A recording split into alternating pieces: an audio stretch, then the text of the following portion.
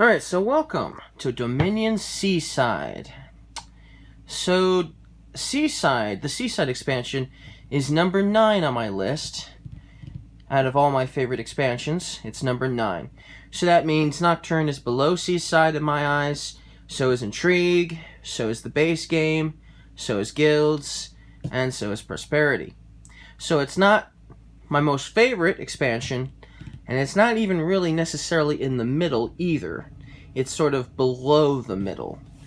Anyways, besides the fact that that's the case, there are still a lot of really interesting cards in Seaside. A lot of cards I really enjoy playing with.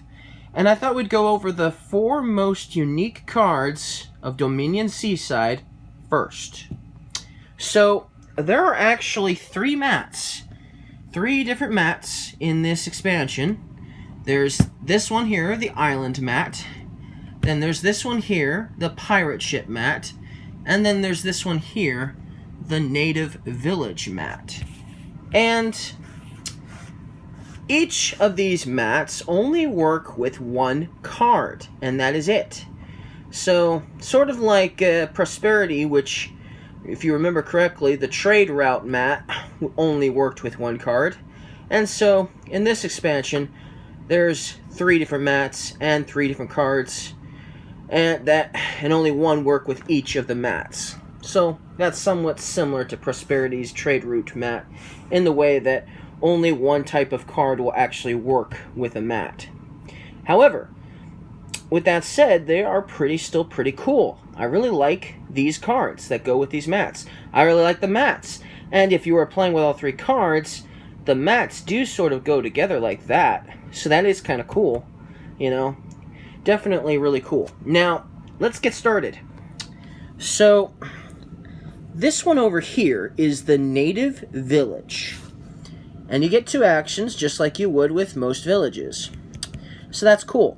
But then you choose one of these options.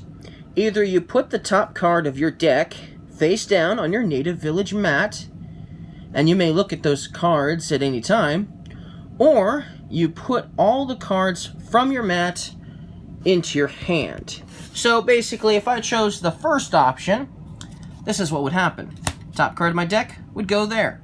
The next time I played the Native Village, if I chose the first option, top card of my deck would go there.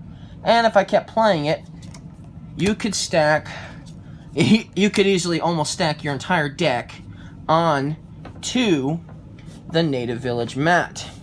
Now, what's really fascinating, if you can get a lot of actions, so if you have a lot of native villages, and you can get a lot of actions, and you've saved a lot of your cards here, and you've gotten a lot of really good ones in here, then you could potentially have a really extremely powerful turn. Very powerful. Because then if you chose the second option, you'd get the 2 actions, and you get to take every single card from that mat into your hand. If you have a lot of actions, a lot of native villages played, or just a lot of native villages period, you could have quite a few cards. Tons of extra treasures, tons of extra action cards, and probably lots of extra actions. So this is a very powerful card, especially if you can get a bunch of these. So this is one of those rules where usually when you get a village, 3 or 4 should be your max. But in this game, getting a few more than that certainly wouldn't hurt anything, because you're basically building yourself up for a very powerful turn, if that's possible, especially depending on what type of cards are in the game.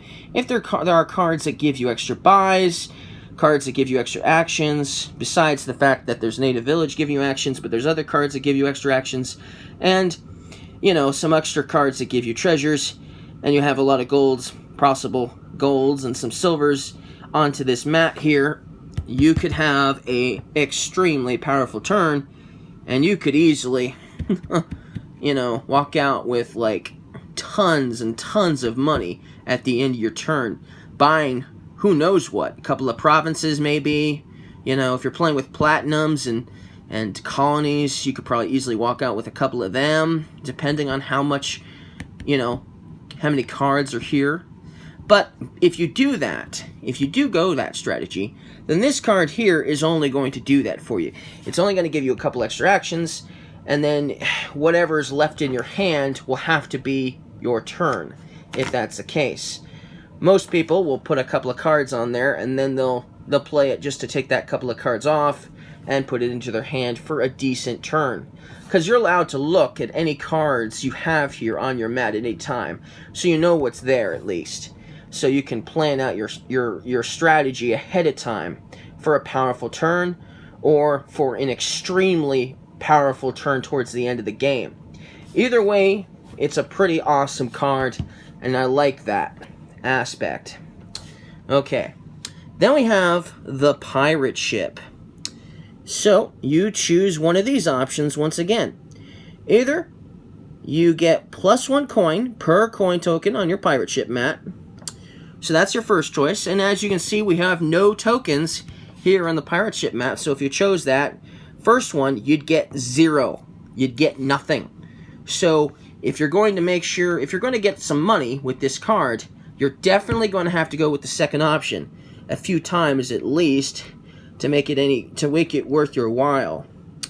Or each other player reveals the top 2 cards of their deck, trashes one of those treasures that you choose, and discards the rest.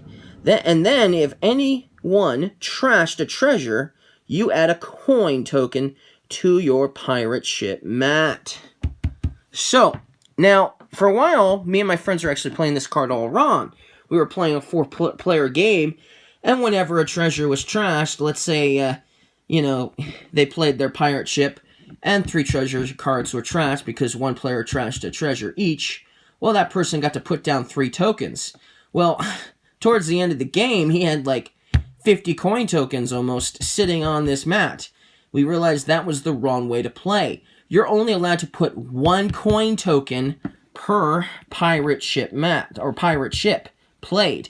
So, for instance, if you were able to trash your opponent's cards 3 times, because you're playing against 3 players, you'd only get to put 1 coin token for the 1 attack. However, if you played 2 in the same turn, then yeah, you could get more than 1 coin. But you would still be limited to 2, or 1 per pirate ship played. And so, that was the mistake we made for quite a while until we realized that that's not the case. So in a 2-player game, this card here, Pirate Ship, is not very useful for an attack because it's only like a 50-50 chance that you're trashing somebody's treasure and getting them to put a coin token here. And if that's the case, then you get 0 benefit at all. It's just a wasted move because then you won't get any money there, and you certainly won't get any benefit for playing it as an attack, period. So this is like so the first time you play this, there's no benefit. So, at all. You just get to trash your opponent's card if it's a treasure and discard the rest, which isn't a huge benefit for you, of course. And so, in a 4-player game, Pirate Ship is more useful, but in a 2-player game, I wouldn't recommend even spending your time buying it. Alright, so then we have the island mat. And then you put this and a card from your hand onto your island mat. So let's just say this card here is a province. I could play this as an action and put that province with the island onto the island mat. Not only would it get rid of a victory card like the island here, but it would get rid of the other victory card as well. And I would still get the victory points at the end of the game, but instead of clogging up my, deck with a bunch of useless cards, I'd have a whole bunch of better turns for sure. And so this is really a cool strategy for sure. The island strategy is definitely fun and definitely cool. And it gives you 2 victory points, so it's better than an estate, obviously. And the fact that you can put this onto your mat with another victory card, or any card for that matter, is pretty cool. And so that is definitely a pretty cool card. And that's it for the cards that actually work with the mats. Now, the coin tokens are basically the same with guilds and prosperity. They look exactly like that. And so when you have a successful attack with the pirate ship, you'd get to put a coin token on the mat. and that's all you'd get to do. And then if you played this multiple times, you could add, you know, more coin tokens. And then if you had a few on here, you could do it for the benefit of getting some money. But as far as attack cards go, this is still not a very powerful card. There's a lot more powerful cards out there. Like Bandit from the base game. Getting a gold is a whole lot better than putting a few treasures on this card, for sure. So, especially when you don't get a benefit for those first few times of playing it. So that's, you know, that's why it's not the best attack card there is. Now, this is probably my most favorite card in the entire expansion, and it is also extremely unique. It's called the Embargo. And so you get 2 treasure when you play it, and then you must trash this card when you play it. But why? Why would you do that? What's the point? Well, because you get to add an embargo token to a supply pile of your choice, and then for the rest of the game, when a player buys a card from that pile, they gain a wasteland, or they gain a curse, which is awesome. I really like that strategy a lot. Definitely one of the coolest cards. And so you can bargain whatever pile you want, and whenever somebody buys from that, they'll get a wasteland or curse. And this is the embargo token right here. So that's pretty cool. I really like that a lot. And another cool thing I like about this card is one time I played this with my friends, and I knew I was going to lose big time. I knew one player was going to win. And so what I did was, the other 2 friends that I was playing with, I embargoed the province pile. And one of my friends, he bought the last province, and it had like 3 of these tokens on it. And so when they counted up the score, well, me and my other 2 friends, we tied for last place. And so I brought them down with me. It was awesome. They didn't think it was so awesome being tied in last place, but I certainly had a blast. So that was definitely an awesome game with Embargo.